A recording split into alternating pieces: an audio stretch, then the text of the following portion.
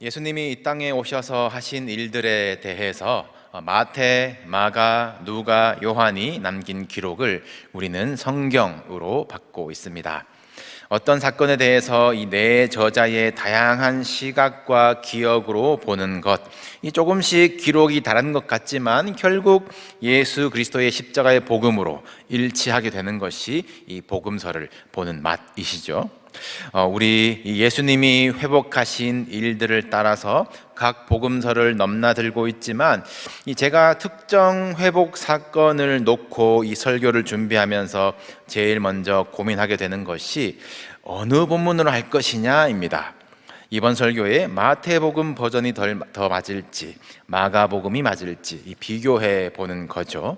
이 특정 복음서만 단독으로 보도하는 사건도 있지만 대부분 적어도 두 개의 복음서는 공통으로 기록을 하기 때문에 어떤 차이가 있느냐에서 이 저자의 강조점이 드러나기도 합니다.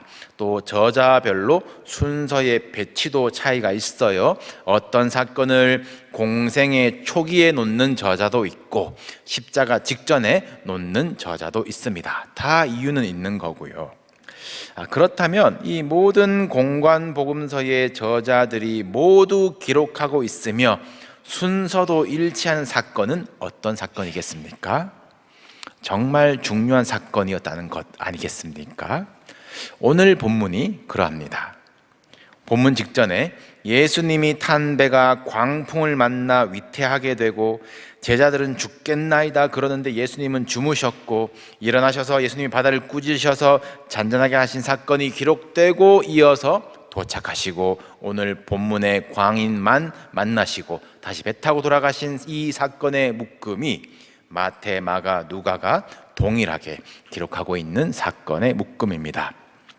예수님이 직접 해결은 하셨지만 애초에 예수님이 타신 배에 광풍이 일다니, 고생하며 겨우 갔는데 한 사람만 상대하시고 쫓겨나듯이 다시 돌아오실 거면 왜 가셨는지, 가시고자 하셨던 계획은 무엇이셨는지, 이것은 성공인지 실패인지 애매한 이 사건을 마태, 마가, 누가는 왜 중요하게 여기고 있을까요?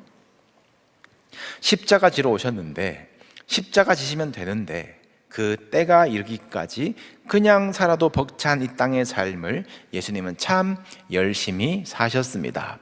의미 없는 발걸음이 없었죠. 오늘도 예수님의 발걸음 우리가 함께 따라가며 예수님이 회복시켜 주신 놀라운 일들이 오늘 우리들에게도 임하기를 소원합니다. 예수님이 가자 하셨거든요.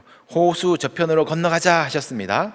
얼마나 피곤하셨던지 이 광풍이 부는데도 곤히 주무시고 제자들이 흔들어 깨웠어야 이렇게 일어나셨죠. 그렇게 거라사인의 땅에 도착을 하는데 이 웬 광인, 미친 사람과 마주하게 됩니다.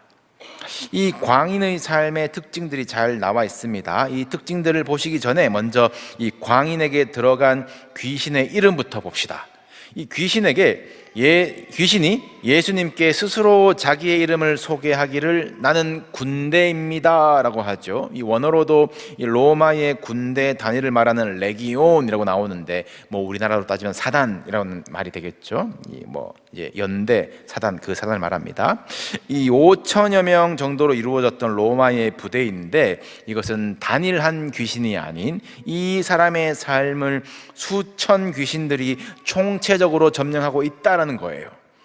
그러니 이 귀신에 지배당한 이 사람의 삶에 여러 특징들이 나타나는데 첫 번째로 이 사람은 오래 옷을 입지 아니하였답니다. 요즘 워낙 이런 짧은 영상들의 홍수 속에 이제 노출되어 있다 보니까 그런 영상을 본 적이 있습니다. 몰래 카메라였는데요. 이 조금 유약해 보이는 사람이 무서운 동네에 가서 이제 길거리에 있는 그 무서운 사람들에게 시비를 거는 거죠. 그들이 표정이 굳어지고 이제 때려잡을 듯이 이제 일촉즉발처럼 다가오는데 누가 봐도 약해 보이는 그 사람이 갑자기 옷을 벗습니다. 그러면은 그 사람 옷 안에는 천이 별로 안 든 것 같은 그 속옷이 형광색으로 딱 있는 거죠. 그리고 옷을 벗으면 그 속옷만 입고 딱 서면은 그 험악하던 이들이 귀신 본 듯이 놀래서 달려 도망가는 영상을 어쩔 수 없이 실없이 본 기억이 납니다. 여러분, 옷 벗고 다니는 사람 보신 적 있으실까요? 정작 옷을 안 입은 그 사람은 수치심을 모르고 오히려 그것을 본 사람에게 수치심이 입혀지지요. 귀신이 사람 안에 들어와 하는 일입니다. 스스로는 죄에 대해서 어떤 부끄러움도 느끼지 못하게 해요. 가까운 이들이 수치심을 느끼고 못 본 척하는 것을 아무도 모르는구나 착각하고 계속 벗고 돌아다니게 합니다. 그 뻔뻔함을 능력인 줄 알게 만들어요. 심판으로서는 죄를 해결할 수 없다는 것을 보여주신 것이 노아의 방주 사건 아니겠습니까? 이 땅에 죄가 가득하여서 이 죄에 대해서 하나님이 죄를 얼마나 싫어하시는지, 그리고 죄를 어떻게 다루시는 사건이 노아의 방주 사건이었습니다. 다 심판당하고 노아의 가족들만 남았는데, 노아가 방주에 내려서 새 시대를 열면서 한 일이 포도를 심고 그걸로 포도주를 마시고 취하여 벌거벗고 잡니다. 자녀들이 부끄러워하는데 노아는 잠에서 깨서 버럭 화를 내죠. 자기가 잘못해놓고 자녀들을 저주합니다. 이것이 죄예요. 자기가 부끄럽지 않아요. 죄를 죄로 여기지 못하게 만들고, 아담은 적어도 내가 하나님 앞에 있구나, 이 벗은 것을 부끄러워했던 것처럼 마땅히 느꼈어야 할 최소한의 거룩한 수치심마저 마비시키는 것, 회개하고 그리스도로 옷 입는 것을 못하게 만드는 것이 오늘날에도 귀신들이 하는 일입니다. 이것이 이 사람의 첫 번째 특징이었어요. 옷을 입지 않는다. 이 사람의 두 번째 특징이 무엇입니까? 집에 거하지도 아니하고 무덤 사이에 거하는 자라고 나와 있습니다. 이 지역의 무덤들은 여러분들 이미지 속에 그런 어떤 우리 한국의 공동묘지들, 그런 고분이라고 하나요? 그런 봉분들과 다르겠죠. 이제 집들과 비슷합니다. 열심히 이렇게 돌들로 쌓아 올리든지 아니면 파서 들어가든지 문도 있고 출입도 가능해요. 그러니까 큰 무덤들은 성도들이 박해를 피해서 들어가 예배도 드리기도 했잖아요. 이 집에 거하지 아니한다 라는 말은 이 사람은 집이 있었다는 말입니다. 그런데 있어야 할 곳, 그 생명과 사랑이 싹트고 교제하는 곳이 있는데 그곳에서 벗어나 사망에 앉아서 결국은 썩을 것을 붙들고 살아가게 만드는 것이 귀신이 이끄는 삶입니다. 차지하지도 못하면서 이 무덤 저 무덤 사이에서 방황하다가 죽으면 거기에 삼켜지는 것이 무덤 사이에 거하는 자의 모습이에요. 오늘날도 이런 귀신들이 각기 무덤에서 우리를 끌어당기고 있습니다. 겉은 그럴싸한 집 같아 보이지만 실상은 사망이 가득한 무덤들 사이에서 이 무덤이 좋을까 저 무덤이 좋을까 기웃거리는 인생을 살게 만드는 것이죠. 있어야 할 곳이 어디인지, 썩지 않을 것이 무엇인지 우리는 기억해야 합니다. 이 사람의 세 번째 특징은 마가복음에서 빌려오겠습니다. 마가는 이 사람이 밤낮 무덤 사이에서 돌로 자기의 몸을 해치고 있었더라라고 기록했습니다. 그러니까 자해하는 것이죠. 이것이 이 광인만의 기괴한 행동인 것만은 같지 않습니다. 오늘날 우리들 마음을 틈타고 생각을 집어넣는 귀신들이 하는 일이 우리 영혼을 스스로 갉아먹고 우리의 마음을 스스로 핥히는 일들이 아닐까요? 우리 마음에 미움, 불평이라는 돌을 집어넣어서 그 돌의 무게만큼 한숨 나오게 하고 그걸로 내가 어떻게 싸울지, 어떻게 복수할지, 어떻게 마주할지 끝없이 우리의 마음을 스스로 해치는 것은 영적 자해입니다. 저도 부끄럽지만 이 귀신한테 자주 당하는데요. 사람을 상대해서 염려하고 걱정하고 이렇게 저렇게 대해야 하나 미리 갈등 속으로 들어가 보는 것의 대부분은 현실로 이어지지 않던데 남은 것은 내 영혼만 상했구나, 그런 너덜함에 곤고한 기도를 할 때가 많습니다. 우리에게 감사할 것들이 이렇게나 많은데 나는 불행해 생각하는 것, 우리들 주변에 형제 자매가 이렇게 많이 붙여주셨는데 나는 외롭다 스스로 생각하는 것, 아무도 뭐라 하지 않는데 스스로 상처를 내면서 이것이 내 상처라 그래 그러는 것은 모두 기괴한 자해입니다.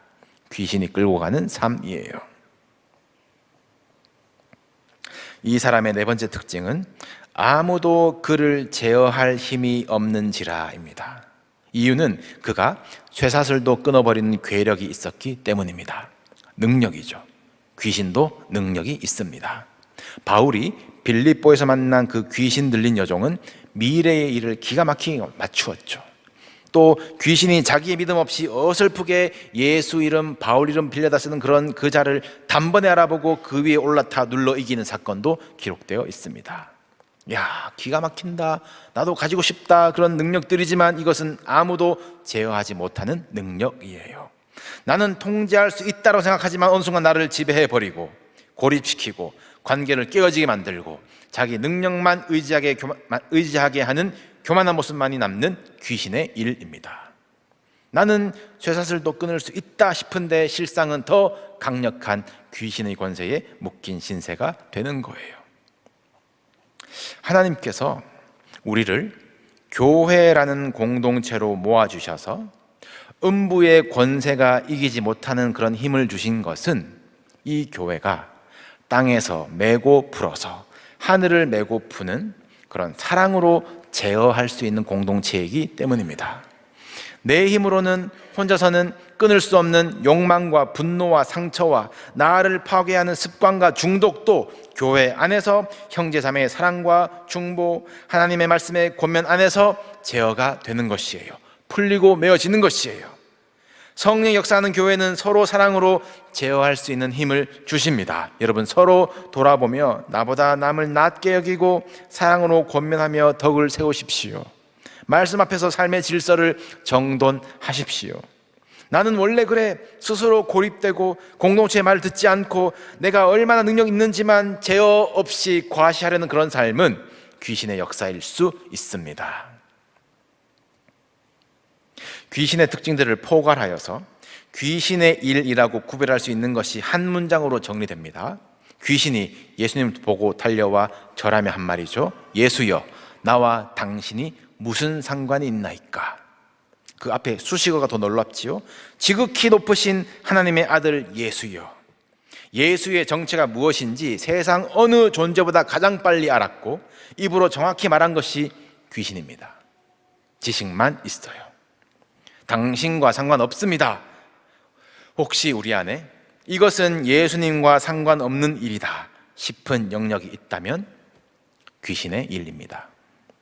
지식은 있고 기도도 하면서 예수님 그것만은 안 됩니다, 주님을 상관하지 마시라라고 밀어내는 영역은 귀신이 좋아하는 영역입니다.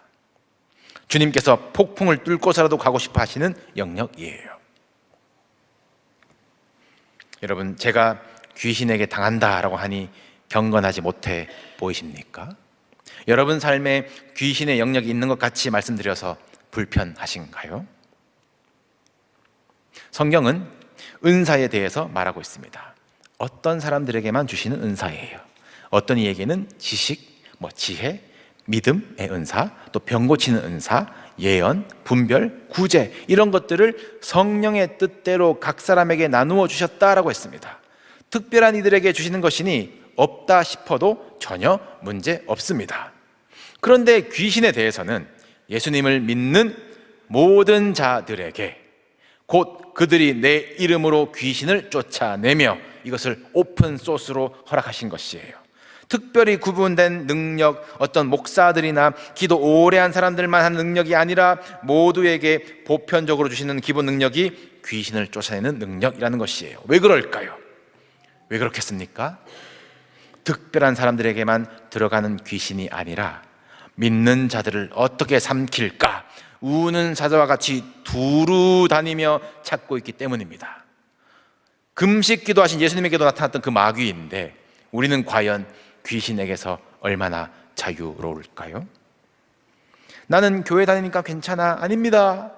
회의해서는 안 됩니다. 근신하라, 깨어라 라고 했어요.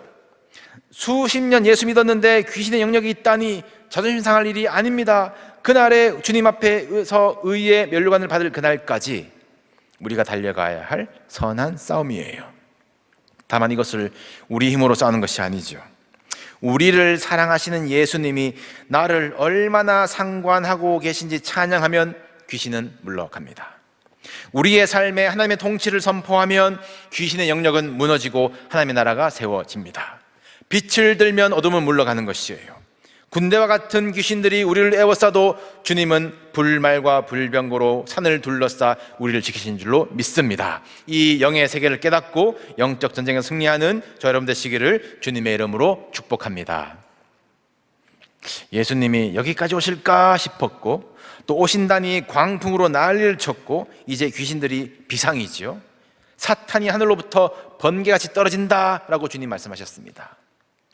귀신들은 예수님이 왜 오시는지 분명히 압니다. 그래서 이 무저갱이라고 오늘 본문에 나와 있는데, 마귀와 마귀에게 속한 자들이 최종적으로 갇히는 그곳에는 아직은 가라고 하지 말아주시기를 귀신들이 간구하죠. 아직 최후의 심판의 때는 아니니까요. 이해는 잘 안 되지만 예수님이 이 귀신의 간구를 들어주십니다. 그래서 귀신들이 간구한 것이 그 근처에 있던 돼지 떼들, 다른 복음서에는 이제 2,000마리로 나와 있습니다. 이 돼지에게로 들어가게 해 주십시오라고 간청합니다. 그리고 예수님은 이것을 허락하세요. 귀신이 그 광인에게서 나와서 돼지떼로 들어가니까 돼지들이 호수 절벽으로서 뛰어내려서 몰사합니다. 귀신이 몰사한 것은 아니죠. 귀신이 돼지떼를 몰사시켰습니다. 파괴와 죽음이라는 귀신의 본성이 그대로 드러납니다. 귀신은 왜 그랬을까요? 스트레스를 풀고 싶었을까요? 귀신들은 예수님을 상대해서는 절대 이길 수 없다는 것을 압니다. 먼저 알아보고 달려와서 바짝 엎드려 빌지 않습니까? 귀신들은 어떻게 하면 예수님을 여기서 떠나게 할 수 있을지 귀신같이 아는 거예요. 이름부터 군대인 이 수천의 귀신들이 광인 한 사람만 괴롭혔겠습니까? 그 땅 근방 모든 사람들을 결박시켜 놓았어요. 돼지떼가 다 죽었다라는 것을 들은 사람들이 예수님 보고 떠나주십시오라고 하지 않습니까? 결국 예수님은 이 광인 한 사람 때문에, 이 한 사람 위에서 폭풍 뚫고 오셔서 돼지 2,000마리를 대가로 그를 회복시키시고 다시 돌아가십니다. 이 본문을 한 영혼의 가치로 많이 묵상을 합니다. 한 영혼을 위해서라면 그 동네의 큰 생계였을 돼지 2,000마리도 아까워하지 않으시는 예수님의 마음이 읽어집니다. 그렇죠. 그런데 이것을 요청한 것은 귀신이거든요. 역설적으로 귀신도 예수님 떠나게 하기 위해서라면 돼지 2,000마리 아까워하지 않는다는 것입니다. 귀신도 예수님 떠나게 하는 것이 제1의 목적이요, 그 목적을 위해서라면 귀신도 물질을 아낌없이 쓴다는 것입니다. 우리가 우리의 물질을 주님, 여기는 상관하지 마십시오 라고 선을 긋는 순간 그곳은 귀신이 우리를 공격하고 흔드는 가장 강력한 위협이 될 것입니다. 그러나 반대로 우리의 물질과 생계의 영역조차 주님, 이것도 주님의 것입니다, 주님께서 친히 상관하여 주시고 다스려 주십시오라고 주권을 내어드릴 때에 원수는 우리를 넘어뜨릴 가장 큰 발판을 잃게 되는 것이에요. 여러분, 우리를 위해서 모든 것을 내어주신 주님께 우리의 삶과 시간과 물질에서 인색하지 않기를 원합니다. 영혼의 가치를 두고 하늘의 계산법을 깨닫는 저 여러분 되시기를 주님의 이름으로 축복합니다. 이 귀신 들렸던 사람이 회복되고 옷을 입고 정신이 온전하여서 예수의 발치에 앉아 있습니다. 그리스도 예수 안에서 하나님의 아들이 되었으니 그리스도로 옷 입었느니라, 그 갈라디아서의 말씀처럼 주님이 입혀주시는 그 의의 옷을 입고 주님 안에서 온전해지는 그 정신으로 귀신이 다시는 넘보지 못할 그 주님의 발치 아래서 안식을 누리고 있습니다. 자기 마음대로 거하고 싶은 곳에서 자기 과시하면서 말 안 듣고 사는 것이 자유인 줄 알았는데 예수님의 발치가 참된 자유가 있는 곳이었어요. 하고 싶은 대로 다 하고 제어받지 않는 것이 자유인 것처럼 보이지만 사실 그것은 귀신이 우리를 속이는 가짜 자유입니다. 더 깊은 속박과 파괴와 그리고 결국 사망으로 우리를 끌어가는 것이에요. 참된 자유는 나를 창조하신 분, 나를 가장 잘 아시는 분, 나를 찾아오시고 나를 구원하신 주님의 발치에 앉아있을 때에 주어지지요. 말씀 앞에 앉을 때에, 성령의 인도하심에 순종할 때에, 그제야 비로소 마음이 온전하여지고 정신이 온전하여지고 삶이 정돈되며 영혼이 안전하게 강물 같은 평강을 누리는 것입니다. 예수님이 이곳에서 등 떠밀리듯이 떠나셔야 했을 때에 이 귀신 나간 사람이 저도 함께 가고 싶습니다 간구하죠. 예수님이 거절하십니다. 너는 집으로 돌아가라. 그래서 하나님이 너에게 어떻게 큰일을 행하셨는지를 말해라. 이 사람은 원하던 대로 안 되고 해야 할 일들만 받았는데도 참 자유합니다. 내 뜻대로 사는 것이 자유가 아니라 지음받은 대로 지으신 분을 위해서 할 일을 기쁨으로 감당하는 삶, 그 진리 속에 자유가 있기 때문입니다. 계산기를 두드려보면 그 광풍에 고생해서 피곤하게 건너와서 한 사람 겨우 자유하게 하고 돼지 2,000마리 손에 끼치고 다른 주민들에게는 불평 들으면서 떠나셔야 했던 예수님의 사역은 실패입니까? 이 한 사람이 있어야 할 곳으로 돌아갑니다.